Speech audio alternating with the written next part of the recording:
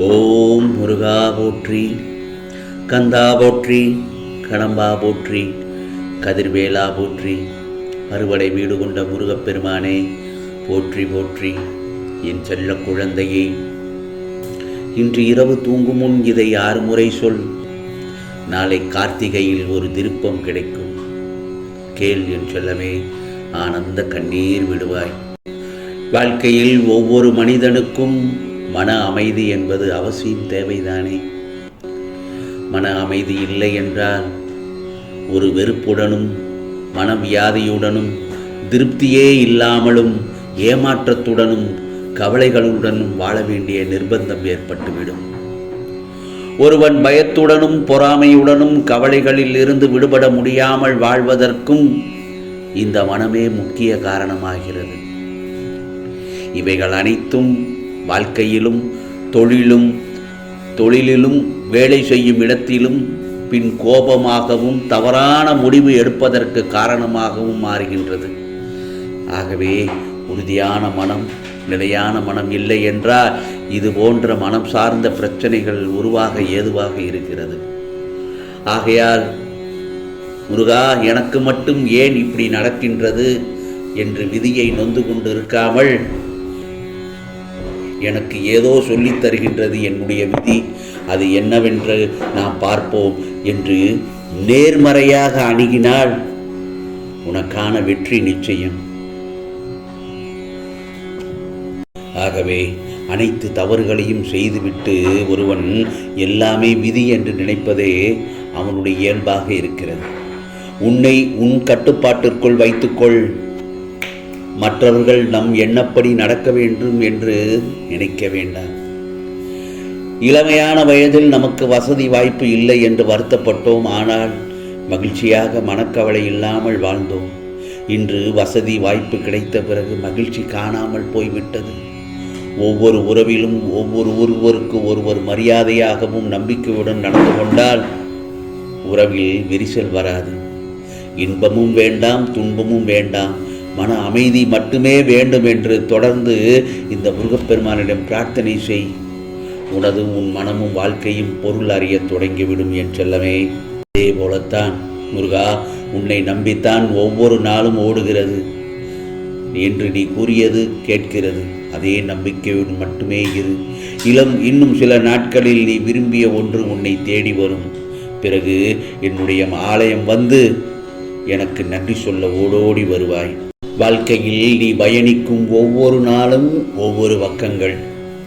அவற்றுள் சிரிப்பு, கண்ணீர், சந்தோஷம், கோபம், கஷ்டம், வெற்றி, தோல்வி, ஆசை, நல்லது, கெட்டது என எல்லாம் நிறைந்துதான் இருக்கும். அந்த பக்கங்களில் நீ மட்டும் இடம்பெற மாட்டாய். எல்லா உறவுகளும் எல்லா கதாபாத்திரங்களும் அதில் இடம்பெறும். அவர்களால் உனக்கு கிடைத்த அன்பு, கிடைக்காத அன்பு, நிலையில்லாத அன்பு, உண்மையான அன்பு என பல பரிமாணங்கள் இடம்பெற்றிருக்கும். அவை உணர்த்தும் புரிதல், ஒரு அன்பு விலகும் போது ஏற்படும் வழி, ஒரு அன்பு கிடைக்கும் போது ஏற்படும் சந்தோஷம் என பலவிதமான வர்ணங்கள் கொண்டது. இவற்றையெல்லாம் அனுபவிக்க விரும்பவில்லை என்றாலோ அல்லது அனுபவிக்க விரும்புகிறேன் என்று சொன்னாலோ இவை ஒன்றும் உன் கையில் இல்லை. யார் உன் வாழ்க்கையில் அமைய வேண்டும் என தீர்மானிப்பது நான் தானே. இதற்கு வேறு எதற்கும் நீ காரணம் இல்லை என்று புரிகிறதா? உறவுகள் என்றால் சண்டைகளும் மனக்கசப்பு வருவது இயல்புதான். ஆனால் அதற்காக என் வாழ்க்கையை நான் தனியாக வாழப்போகிறேன் என்று சொல்வது அர்த்தமற்றது. முதலில் கூறியபடி உன் வாழ்க்கையில் என்ன நடந்தாலும் அதற்கு என் சம்மதம் வேண்டும். அதனால் தனித்து வாழப்போகிறேன் என்று புலம்பாதே. கைகளை சேர்த்து வைத்து அடித்தால்தான் கைதட்டலில் ஓசை கேட்கும். அதனால் தனித்து செயல்படும். ஆனால் தனித்து வாழ்வதற்கு யோசிக்காதே. வாழ்க்கையில் வெற்றி பெற்றே தீர்வேன் என்று இருக்கும் நீ ஏன் அடிக்கடி நம்பிக்கை இல்லாமல் உன் கடமைகளில் இருந்து பின்வாங்குகிறாய்? மனம் தளராதே என் செல்லமே. வாழ்வில் பிரச்சனைகள் வரத்தான் செய்யும். அதற்காக எந்த காரியத்தையும் தள்ளி போடாதே. தொடர்ந்து தோல்விகளையே சந்திக்கிறோமே என்று வருத்தப்படாதே. விளைநிலம் ஆயினும் அதை உழுதால்தான் பயிரிட முடியும். அதே போலத்தான் வாழ்வில் தடைகளை எதிர்கொண்டால்தான் உன்னால் வெற்றி பெற முடியும். எதை கண்டும் பயப்படாமல் நம்பிக்கையோடு முயற்சி செய்து கொண்டே இரு. உன்னுடைய துன்பங்கள் எல்லாம் சேர்ந்து உன்னை பல இடங்களில் விரக்தியின் வெளிப்பாடாய் கோபப்பட வைக்கிறது. அது உனக்கு நல்லதல்ல என் சொல்லவே. கோபம் ஒருவரை வாழ வைக்க வேண்டுமே தவிர வீழ்த்தி புண்படுத்தக்கூடாது. எனக்கு எதிராக தவறு நடக்கும் போது எப்படி கோபப்படாமல் இருப்பது என்று நீ என்னை பார்த்து கேட்பது புரிகிறது. கோபம் நல்லதே. அதை இடம் பொருள் உணர்ந்து வெளிப்படுத்தினால் நல்லது. கோபம் நெருப்பு போன்றது. நெருப்பு விளக்கு ஏற்றவும் உதவும், அதே சமயம் வீட்டையும் எரிக்கவும் செய்யும்.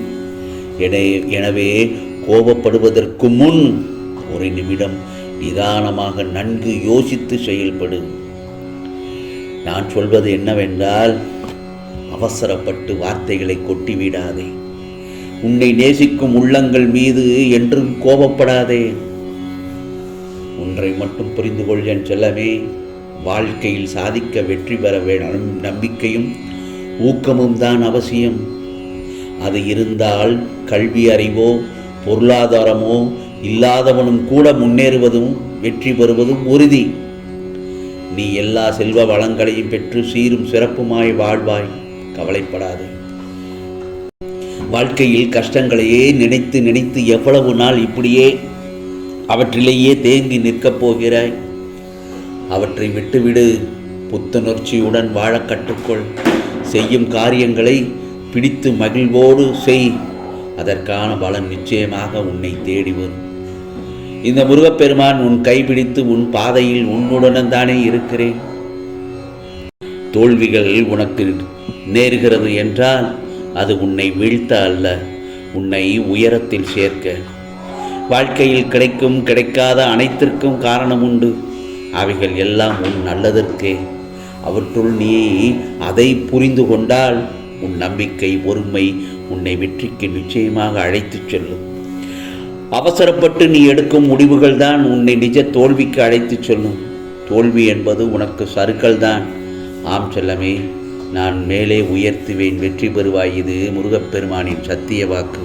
ஆகவே இன்று இரவு தூங்கும் முன் இந்த மந்திரத்தை 6 முறை சொல்.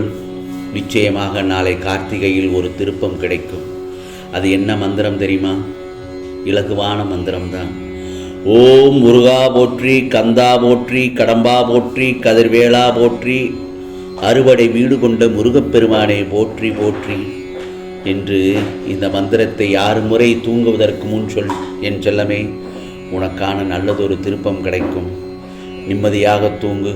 நாளை பொழுது உனக்கான பொழுதாக விடியும். இது முருகப்பெருமானின் அருள் வாக்கு. ஓம் சரவண பவ, ஓம் சரவண பவ, ஓம் சரவண பவ.